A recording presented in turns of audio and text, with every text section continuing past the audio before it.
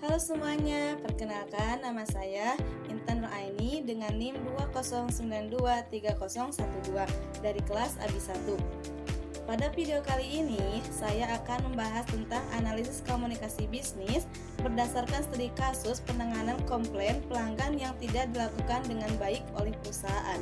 Selain itu, saya juga akan membahas solusi komunikasi yang efektif serta melakukan simulasi komunikasi bisnis yang benar.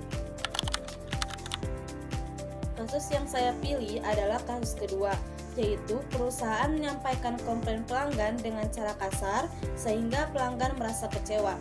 Dalam kasus ini, pelanggan mengeluhkan produk yang rusak melalui chat, namun admin perusahaan membalas dengan nada kasar dan menyalahkan pelanggan. Akibatnya, pelanggan kecewa dan memberikan penilaian buruk kepada perusahaan.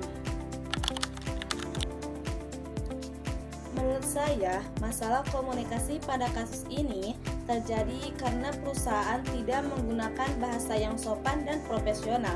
Admin juga tidak menunjukkan rasa empati kepada pelanggan.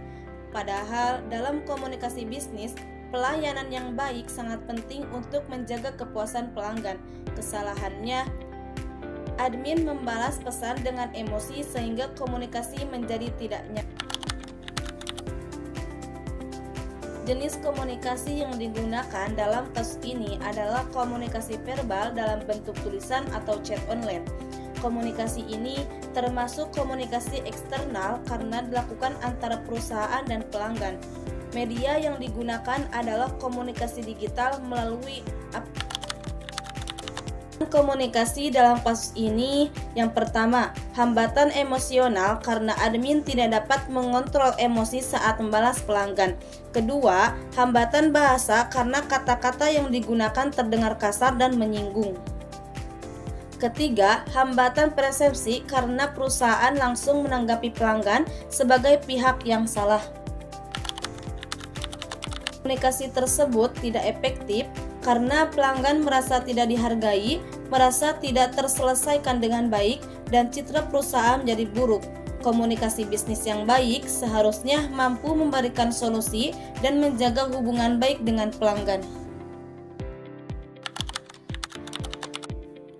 Solusi yang dapat dilakukan perusahaan, yang pertama, menentukan tujuan komunikasi, yaitu untuk menyelesaikan masalah pelanggan dengan baik. Kedua, memahami target audiens, yaitu pelanggan atau konsumen perusahaan. Ketiga, menggunakan media komunikasi yang tepat seperti WhatsApp, email, atau customer. Keempat, menggunakan strategi komunikasi yang baik seperti berbicara sopan, menunjukkan empati, mendengar pelanggan, dan memberikan solusi. Produk rusak bukan tanggung jawab kami. Silahkan baca aturan sebelum komplain.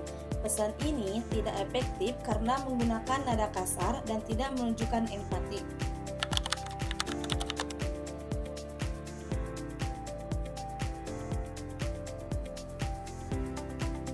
Permisi, produk yang saya beli rusak saat diterima. Itu bukan salah kami, mungkin Anda tidak bisa menggunakannya. Saya kecewa dengan pelayanannya. Permisi, produk yang saya beli rusak saat diterima. Mohon maaf atas ketidaknyamanannya, Kak. Kami siap membantu proses penukaran produk. Bisa kirim foto produknya? Baik, nanti saya kirim. Baik Kakak, terima kasih. Kami akan membantu sampai masalah selesai. Mohon maaf atas kendala yang terjadi pada produk Anda. Kami siap membantu agar masalah dapat segera terselesaikan. Pesan ini efektif karena menggunakan bahasa yang sopan, profesional, dan memberikan solusi. Dan kesimpulan dari kasus ini adalah komunikasi bisnis yang efektif sangat penting dalam menjaga hubungan baik dengan pelanggan.